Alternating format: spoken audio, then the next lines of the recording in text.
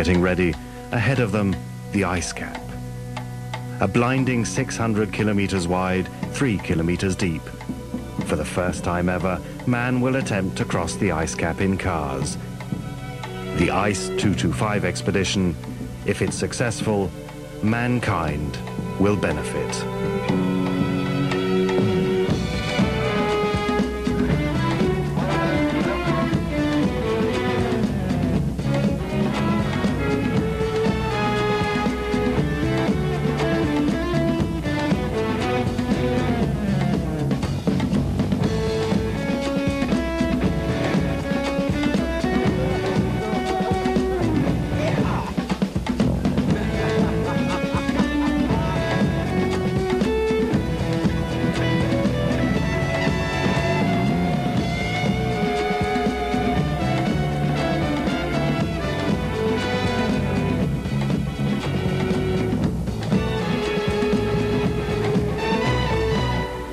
The expedition's route runs through 4 stages, first by ship to the mouth of the Nuuk Fjord, the second stage through 95 kilometers of unforgiving tundra and across the massive Tasaswaq Lake.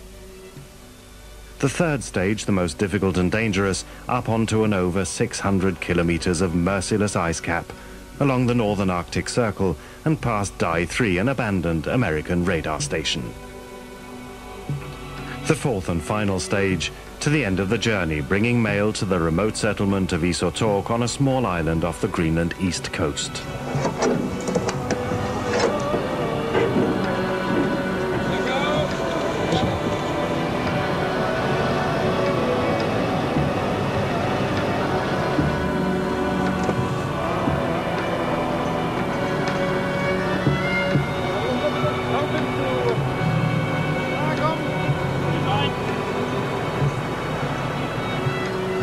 Trouble starts on the first few meters of the second stage odyssey over the tundra towards the ice cap. Fair warning of the trials and tribulations to come. A few kilometers later, our expedition makes camp in the light polar night, down at the breathtaking edge of the sea, which these 7 men will not see again until they reach the east coast. Early next morning, the group plans its next stop. The Danish expedition leader Lasse Rungholm and the 2 Icelandic glacier experts, Adi Hermansson and Ingi Thorsteinsson, agree to take their time in choosing the best route that can be used by vehicles in the future. Ingi, an experienced mountain guide, continually running ahead of the group to direct them round the worst hurdles. Valdi Gudmundsson, also an Icelander, is driving the point car, which has been dubbed Pamela because of its many special adjustments. The other 6 are in Valdi's hands, experienced hands from the Icelandic Rescue Service, guiding the group on a safe course.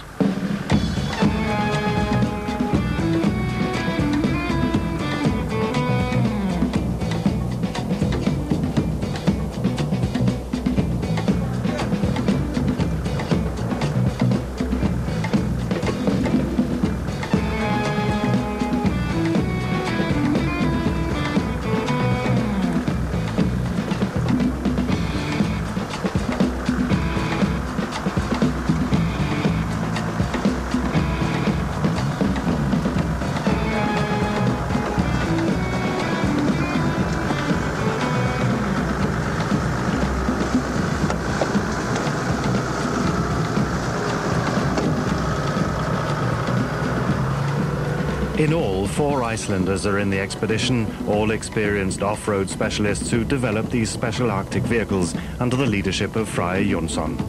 All 3 vehicles are modified Toyota Land Cruisers with a well-trimmed 200 horsepower turbo diesel engine under the bonnet. An extra reduction gearbox provides added traction, and absorbers and the transmission have been strengthened.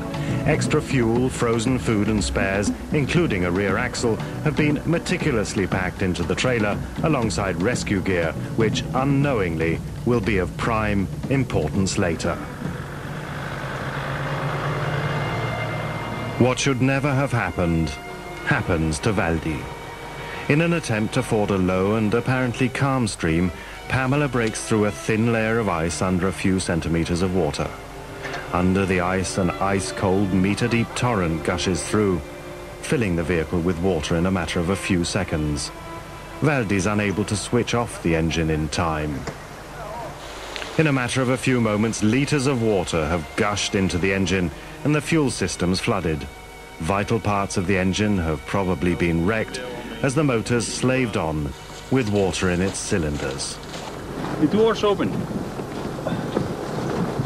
Hvar eru vöðlurnar okkar núna? Já. Já. Shit. Yes.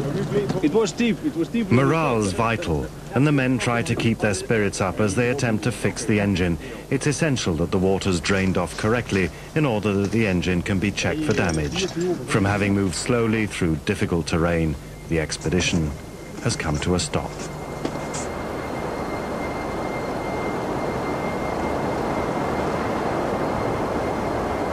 Several hours later, Fry and Ellen Grayson are ready to start the engine, without luck. But on a second try, it appears that the engine's working properly, and the fear of having to leave one of the land cruisers behind is replaced with abject praise for efforts of the mechanics. The vehicles continue searching the banks of the stream to find a better place to cross. Maps of the area give little help and certainly don't show the course of the waterway, so it's up to the experience of the group to decide where to cross the treacherous waters. Finally, after several hours, the expedition finds a place which seems fordable. This time, the crossing goes without a hitch. Although the vehicles have driven over 70 kilometers on this, the expedition's second day, they've only moved some 17 kilometers closer to the ice cap. Disappointing, and morale's low among the men as they make their second camp further up the valley.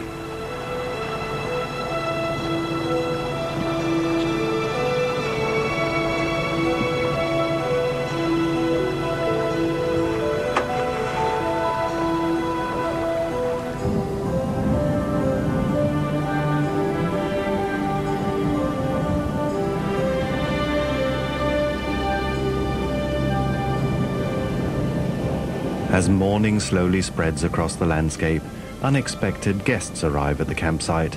The local reindeer flocks come to see who the newcomers are.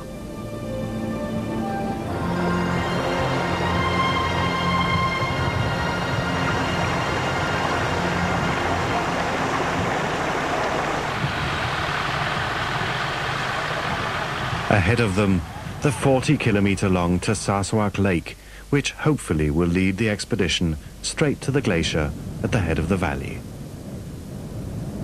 The river that leads melting water away from the lake has already woken from its winter hibernation, a sure sign that the lake is thawing.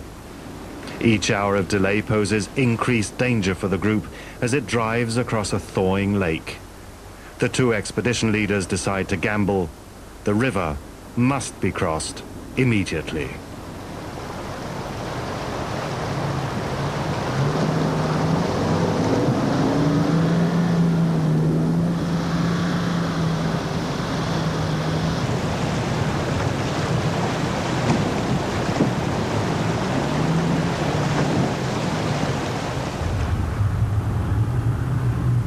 After a few hours' drive across the vast lake, the head of the ice cap becomes visible.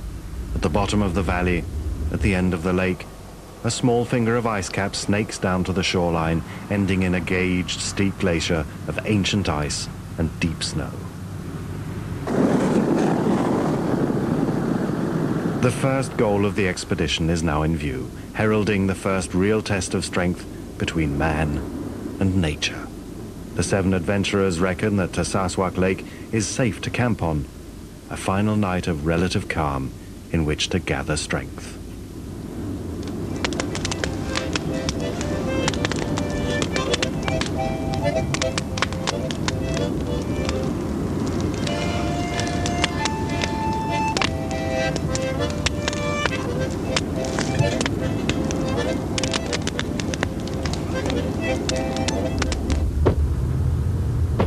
At sunup, camp is broken.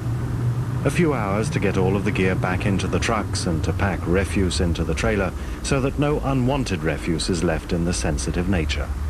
The closer the vehicles are to the glacier, the higher and steeper it seems. Nonetheless, our expedition is impatient, pushing over 50 kilometers per hour, the first time such speeds have been possible. The expedition is now days from the closest civilization. The vehicles are packed with just about every type of modern technological communications, computers, internet connections, satellite telephones and emergency radios, so that helicopter assistance can be called in if necessary. Each of the vehicles contains a brand new satellite navigational system, or GPS, and each of the expedition's members has a mini-system. The computers and navigational equipment contain the latest map details of the area and all other available information, but all of this would be unable to save the 7 men, because the real dangers of the ice cap can't be seen with the naked eye or plotted on a map. There are just no guarantees. The glacier moved, we are supposed to have 5 kilometers at least to the glacier. So since this map has been made, there have been some changes here. And that's why we have to be extra careful. Ahead of the expedition lies its greatest challenge hitherto, getting up onto the ice cap. Failing that, the expedition cannot succeed. An extremely risky endeavor. Each year, many tourists the world over lose their lives as they taunt massive ice masses in constant yet invisible movement, which leave deep and often hidden crevices in the glacier. There's no guaranteed safe way to take the vehicles across the lake or onto the ice cap. Experience, crossed fingers, and the hope that modern technology will prove itself up to the task.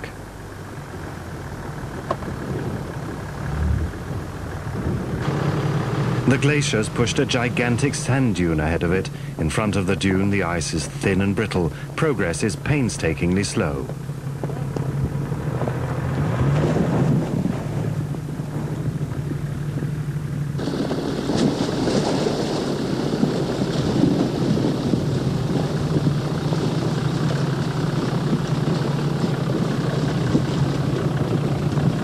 Nu er vi nået op til kanten af indlandsisen. Det her, det er noget sand, vi står på, som indlandsisen har bragt ud for enden af Tarsasuaq-søen. Og vi har nu kørt cirka 150 km siden vi forlod Godthåb. Og skal nu til at kravle op på gletsjeren, som vi kan se her bagved. We are on the beach now. We got the sun cream, we got the beach. The Hotel California. Guys, that's it. 3 hours and less than 15 kilometers. The ice wall seems even more petrifying than before, and the adventurers take a brief respite on a wide stretch of sand. Between the sandbank and the glacier is a 3-kilometer flat area. Thawing waters flooded the terrain, which is covered with thin ice, making it treacherous to cross.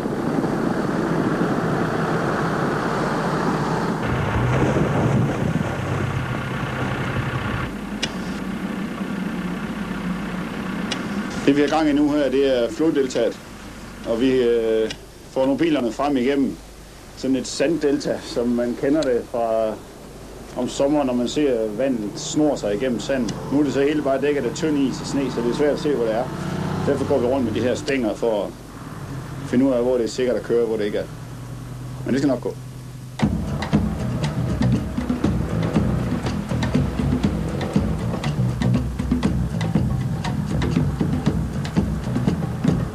As soon as the vehicle's out of the water, its brakes and axles must be tapped to get rid of the ice. Otherwise, the entire undercarriage will freeze up. A hard job which saps sorely needed strength.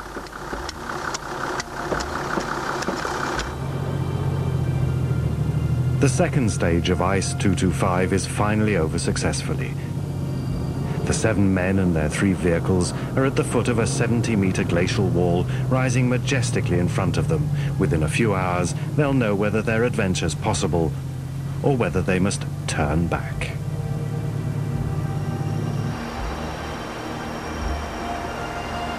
Well, let's maybe start this first. And if this is easy, then if you get them all up here, then this will be the next step. Get them all up here before we take the next step. Yes, yes.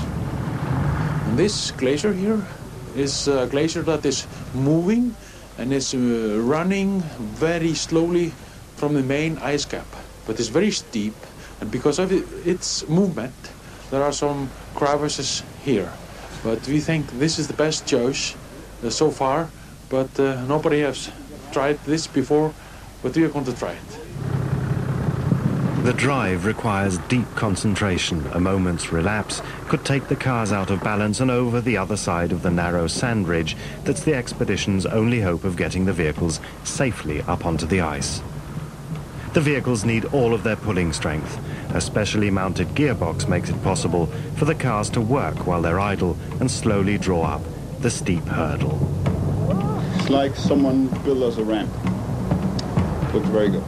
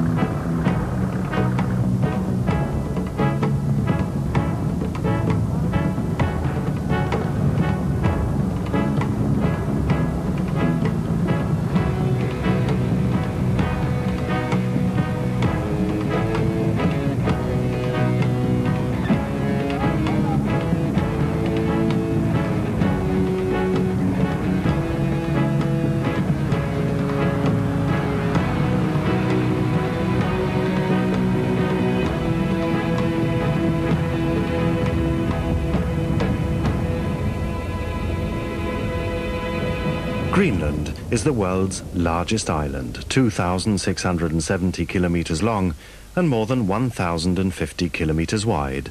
But the actual land area of the territory is 2.1 million square kilometers. The coastline is gouged by deep fjords, and all of central Greenland is covered by kilometer-thick ice. A total of 55,000 people live on Greenland, in towns and settlements along the coast or deep inside the fjords. Distances are awesome, and all traffic is by ship, aircraft, helicopter or dog sleigh. If Ice 225 can prove it's possible to drive from coast to coast, it'll also be possible in the future to connect towns and settlements by car, new possibilities for the transport of people and freight instead of highly expensive air traffic. The first part of the expedition has been a success. In a few hours, it's been possible to get the 3 four-wheel drives up over the glacier wall, a feat no one has managed before using motorized power alone. The first victory's been won, and hopefully it'll not be the only one.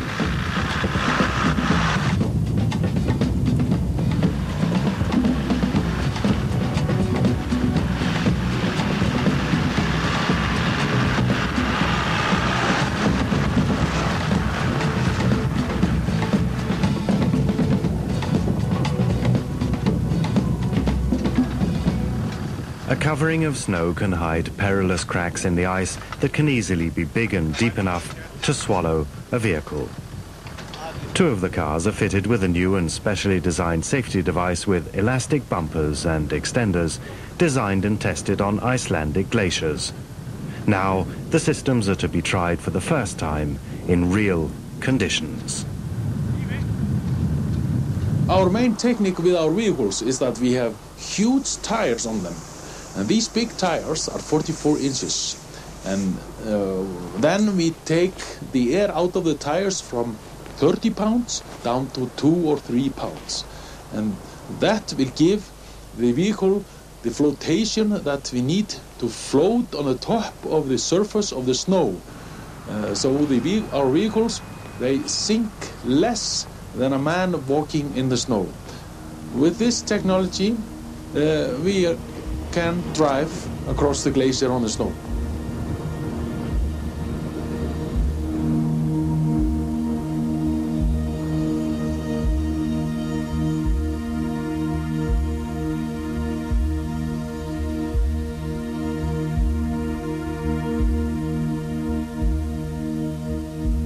The expedition makes its first camp just a few hours after having mounted the vast and soft expanses of the ice cap. Ice 225 may be the first car expedition on the ice cap, but animals have found that the ice can be used to take shortcuts between remote valleys. Up ahead, a flock of reindeer moving from one long glacier to another.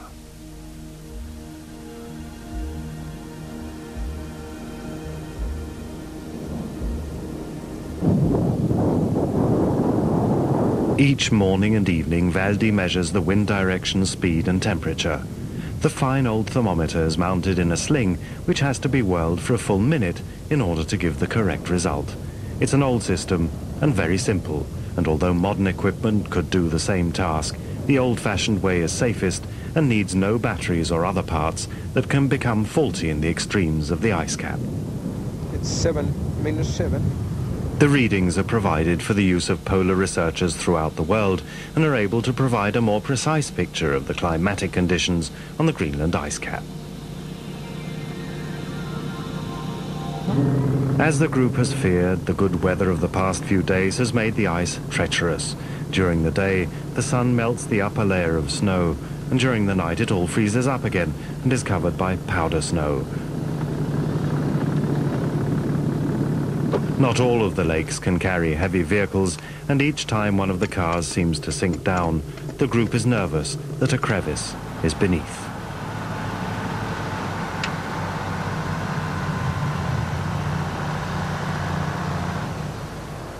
Ice 225 is now well into its third stage. There's every hope that the expedition will be a success.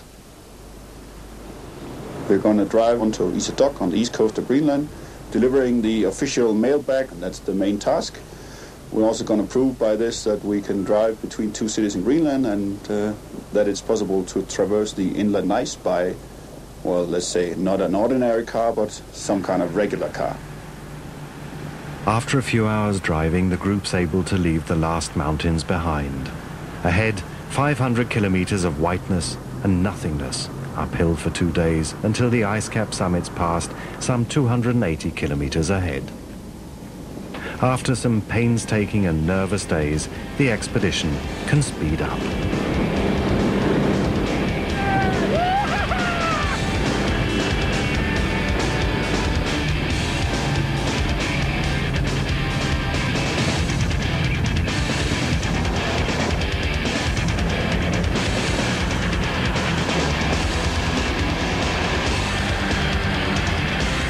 The risk of glacial faults has also been left behind, and skis are donned as morale boosts.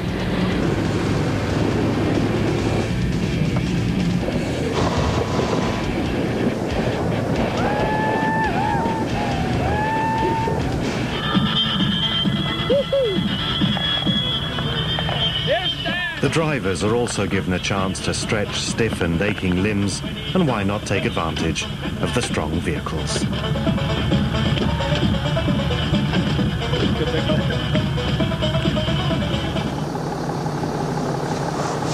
Okay guys, there's 90 kilometers to the center, 110 to the highest point, the summit, and 183 to Die 3. This would be nice to reach Die 3 tomorrow, but it's far. It's just happening. Stopping so soon. The day is just starting now.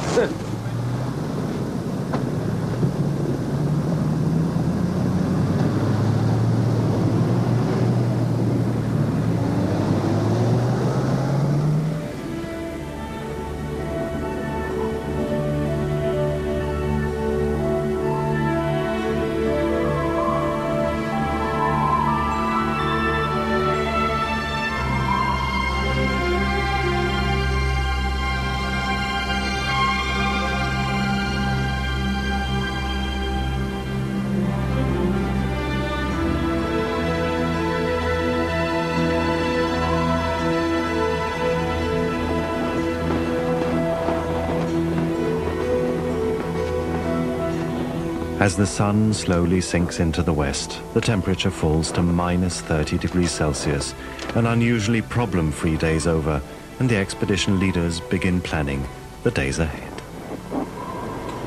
Tour over the ice cap. We have done very well today. We should make it maybe to the east coast within 3-4 more days. After 5 days, Ice 225 is nearing the center of the ice cap. Ahead, another 380 kilometers, which end in an unknown glacier a few kilometers from their goal of Iserdoq.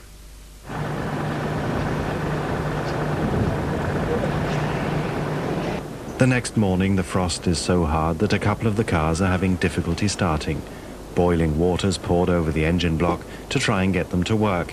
At the same time, the expedition makes an unusual zoological discovery. On the rear end of one of the vehicles, Alan Grayson finds a dead bird. In the harsh frost of the night, the small sparrow has sought shelter, but has been too exhausted and the frost too harsh. Finding the bird provides proof that the small sparrows not only follow the coastline on their long haul from Central Africa, but also cross the ice cap. The bird's probably been the weakest in its group and was unable to survive the 600-kilometer shortcut across the icy expanses of central Greenland. New zoological discoveries and a cruel reminder of the severe conditions in which the expedition finds itself.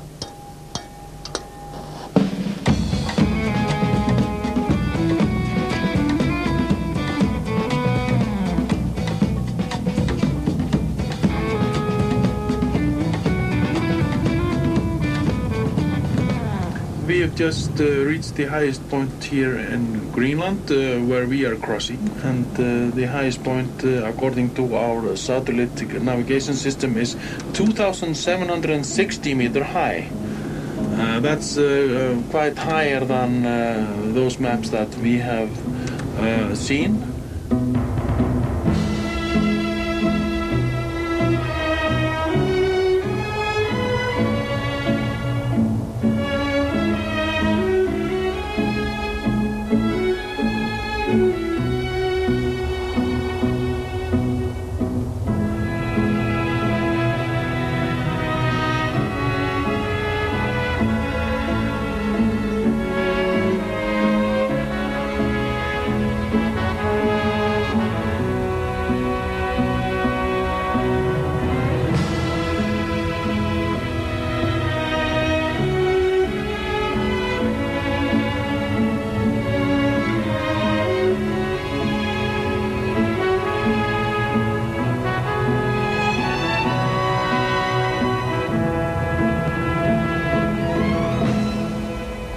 Dye 3 is an American radar station that was built on the ice cap in the mid-50s as the Cold War between East and West escalated to major proportions. Each part of this massive construction was brought to the area by transport aircraft. The building was constructed on 8 large steel pylons so it could be raised above snow level. Dye 3 was left empty in December 1989 when the building was some 20 meters above snow level. Now, it's slowly being eaten up by snow by several meters each year.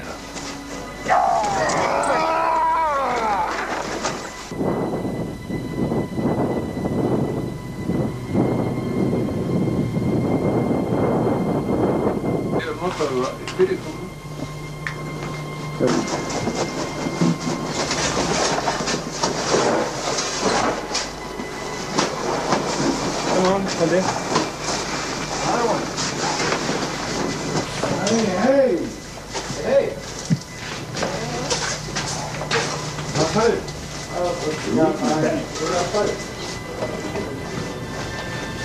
Yes, who is speaking? Mr. Reckham, close this. No. Somebody at home? Hello! She's too close to you. Remember, I can't see the floor.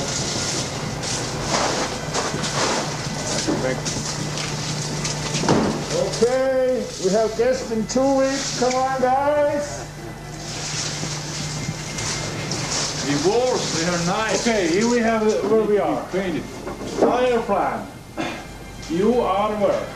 You are The zone generator room. We just passed that. Machine storage. The last crew at the station cleaned up after them. Christmas decorations are still there. The washing up's been done, and food has been left for unexpected guests. The station housed 40 men in its heyday. Now, all is in darkness and deserted. Inside, the temperature's the same 20 degrees below that it is outside, so the only installation that functions properly is the freezer, packed to the brim with sausages, cheese and sandwiches. You like some foods? What's in there? This is incredible. Thousands of these. Þetta er alveg 100 flæði. Cheese. Yeah.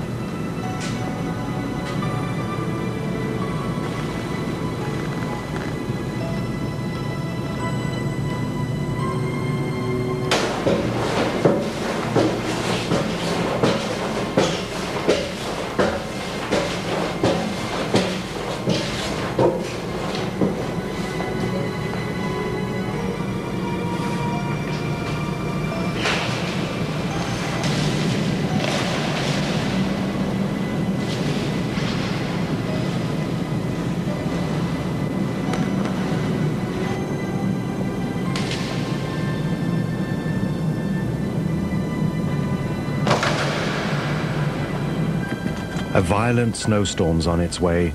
The expedition arrived at the right moment, and the group decides to spend the night in the deserted Die 3 station.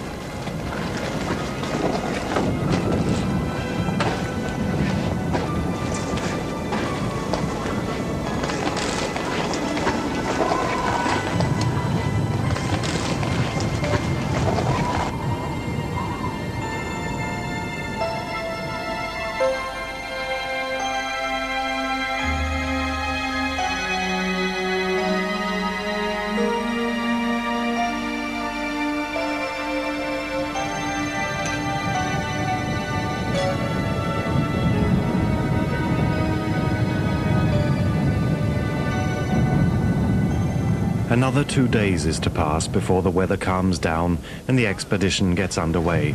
The storm has abated, but drifts and heavy fog make driving a highly risky business. For the most part, the drivers are unable to see anything at all. The horizon, sky, even the snow they're driving on, all is lost to the eye. Throughout the day, the only form of navigation is by satellite. The rear vehicle is the navigator for the entire column, coordinating the route by radio. It's a question of putting your life in the hands of technology. Yes, I'm aware of the front tunnel, and it's okay to be on the left side of the line, but not on the right side. So this 2 kilometers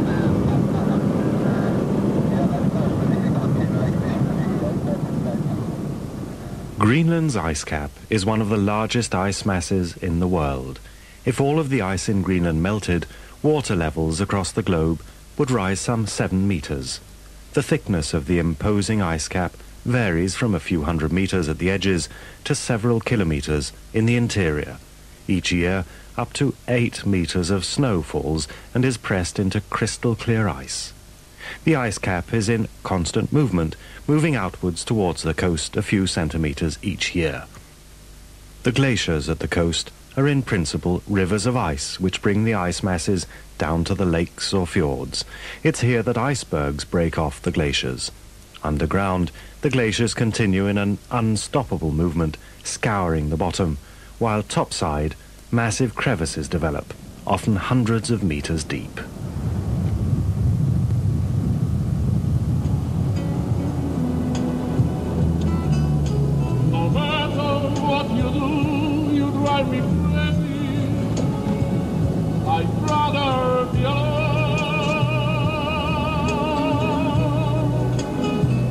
Despite the bad weather, the expedition sets a record on this, its 8th day, 185 kilometers on a single day, an average speed of 28 kilometers per hour, about the same as a skiing expedition in good weather. The temperature has again dropped below minus 30 degrees Celsius, and it's vital that everything in the camp functions properly. Mistakes here cost lives. The vehicles are parked into the wind, behind them the kitchen tents set up, and then the 3 sleeping tents with space for 3 people each, at the back, the head. Each morning the men wake in their sleeping bags, covered with a thin layer of ice. If you touch the tent, small ice flakes fall off, the ice inside created by the natural humidity, given off by sleeping humans. 11 klukkutíma að keyra 100 og... You take this one? Yeah.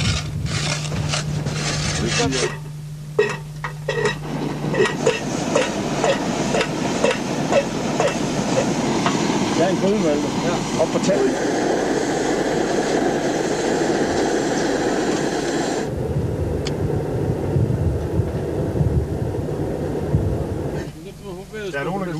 The main social event of the day is the evening meal, eating in the relative luxury of the kitchen tent. The menu's varied: leg of lamb, flounder, whale meat, all protein-rich food with frozen vegetables washed down with cocoa, coffee or crystal clear water, thawed snow taken from just outside the tent. Cups, dishes and cutlery make for more attractive conditions than on a skiing expedition, which has to live under primitive conditions for weeks on end. The primus stove wheezes for most of the evening, and with 7 men shoulder to shoulder, the temperature in the tent almost reaches 0 degrees. Ja.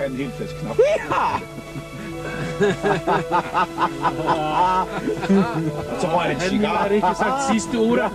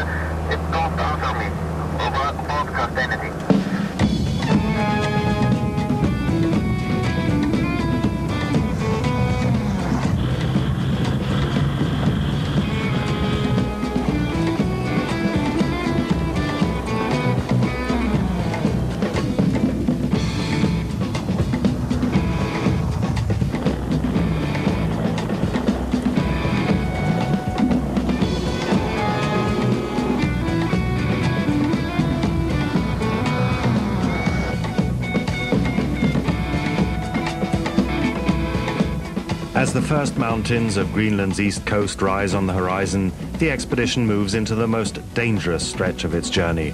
Glacial crevices remain to be forded, and it's no longer possible to turn back. What we have in front of us here now is probably the most dangerous piece of routes. It's quite steep, so there's probably a lot of crevasses around. We don't know so much about it. Actually, we don't know anything about the whole way, just some information. So I believe that the crevasses which we have ahead might be the most difficult, but we will see later today how it will go.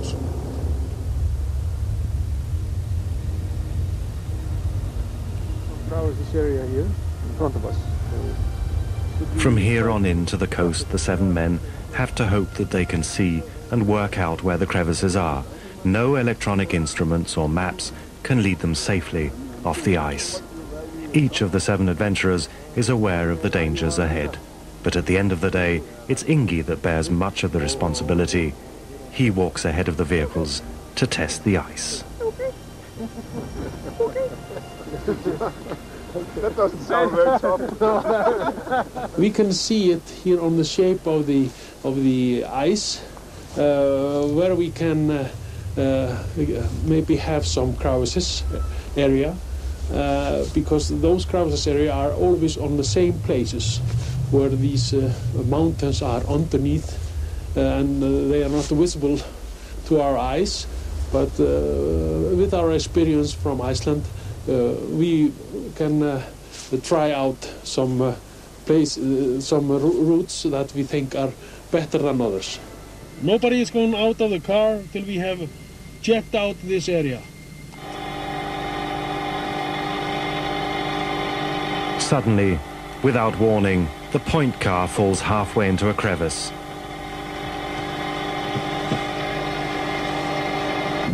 The other vehicles seem to be safe further back on the track. Vi skal ingen gå ud af bilerne. Vi skal lige se efter, hvad det her ser ud til at være en stor sprække eller en liten, og det kan være mange flere i området, også som jeg har lige kørt over. Så nu skal vi tage jernstangen, og vi skal have et reb på en mand og et reb, og det skal være bundet i en bil, og så skal vi se efter, hvordan området er. Har I hørt det?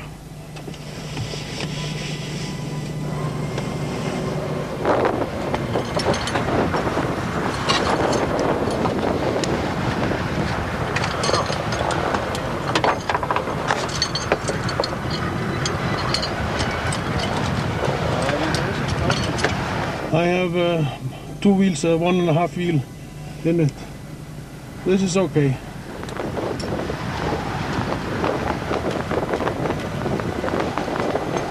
But we were heading in for those areas. They are here, and the glacier is running down.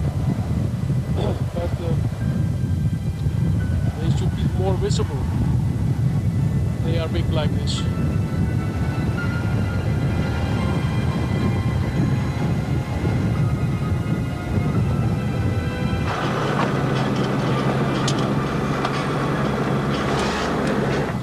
Valdi comes up with Pamela, the front end of a rescue operation. But the car has to be pulled forward if it's to have a chance of getting up safely. Valdi has to drive past the stuck vehicle, and not least, past the crevice. Right. Hey, come in, the right side. Hvad så det bilen?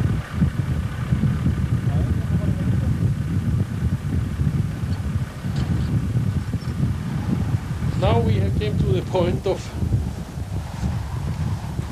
place and things that we wouldn't, and we were hoping that we could avoid.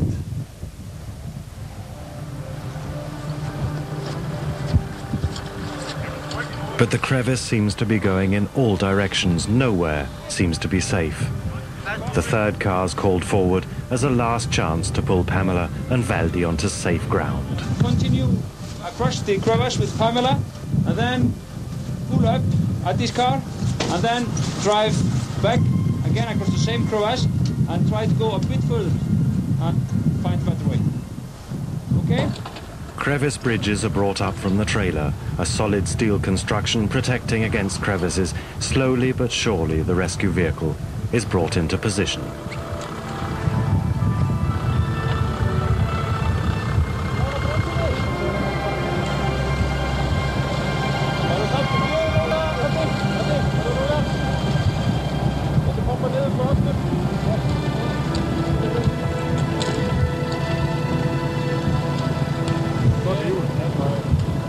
Of course, I work all the time with all the team, but I try to take care of that the people is safe. That's number one, and then we take some time to think about how the position is and what to do to get the car out of it. So once you're stuck, we just take the time, and of course, if someone falls into a crevasse or something like that, then we start some kind of rescue. But I hope that there won't be any need for me.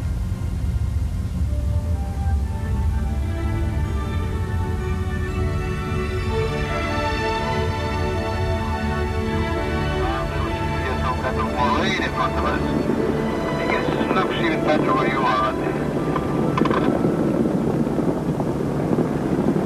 But it looks nice here anyway, so this is clear. Nervous and apprehensively, the vehicles are driven for many hours. 7 relieved adventurers are closing in on the final stage of their journey, On their way, they cross 4 ski tracks. A skiing expedition has previously crossed the ice cap. It took them 28 days to cross the same distance that 4 Icelanders and 3 Danes have managed in 9 days, proof that vehicles can be used as a method of transport across the ice cap and glaciers of an Arctic world.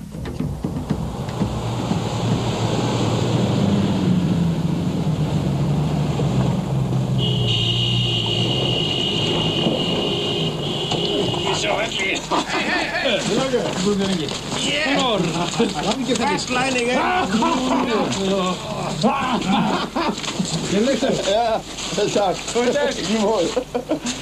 Get your hands off my crutch!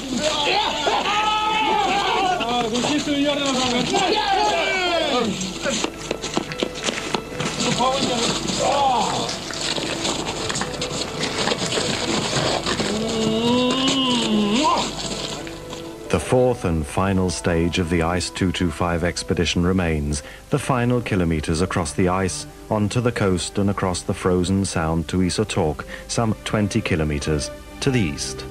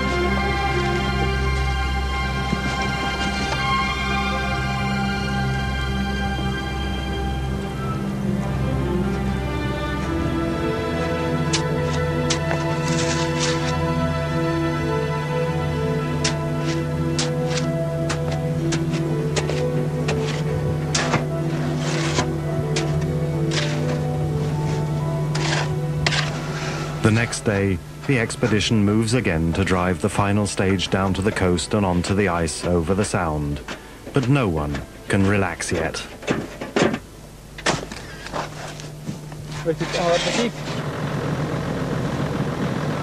Altså, den her tur er ligesom delt op i 2. Det ene det er at krydse indlandsisen, det andet det er at forbinde 2 byer. Det med at krydse indlandsisen, det var vi færdige med i går. Nu mangler vi kun at nå frem til byen. Og det viser sig altså, at det, der har været det største problem her på den her tur, har ikke været at krydse selve indlandsisen, men at komme fra Godthåb og op til selve isen, og så her på den anden side at komme ned fra indlandsisen, og så ud til Isatorp, som byen hedder.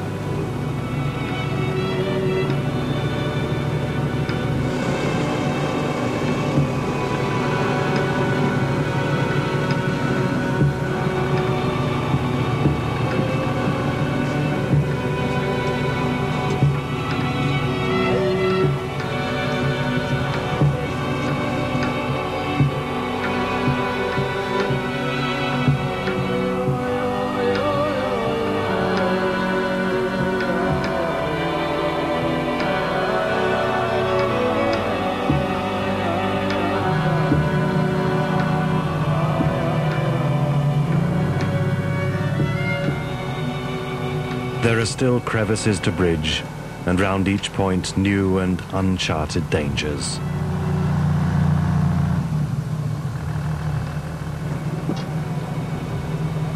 This time, Valdi wants to be sure and checks the stream himself.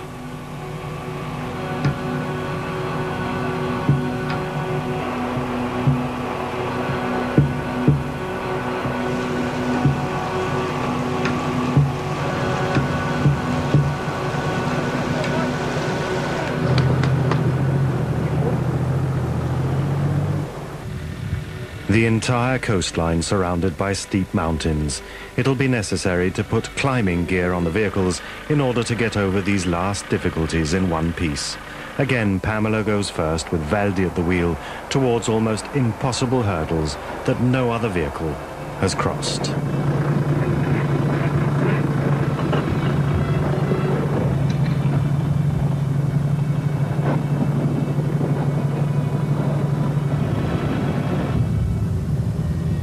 Spring came early to Greenland in 1999. the ice broke up and dreams of driving the vehicles into Isotok were dashed along with the ice that connects the island to the mainland. The 7 men reached their official welcome after having traveled the final 1,800 meters in an open boat. At the post office, official mail from the capital Nuuk was handed over to the postmaster, who became the first ever to receive mail by car. We have probably opened the eye to the Greenlandics about the possibilities of traveling by car across the ice cap as well as from one town to another, distributing goods and cargo and passengers maybe, but also on the touristic angle. You can drive people onto the ice cap, you can drive them in the nature. With the help of K&I, we have proved that this is possible. The 3 vehicles were left on the mainland, a temporary monument to yet another human endeavor, the impossible made possible. These 7 men and their vehicles proved that remote Greenland settlements can be connected together by modern land vehicles. Now, it's up to others to make use of this major discovery for the benefit of Greenland and its Inuit.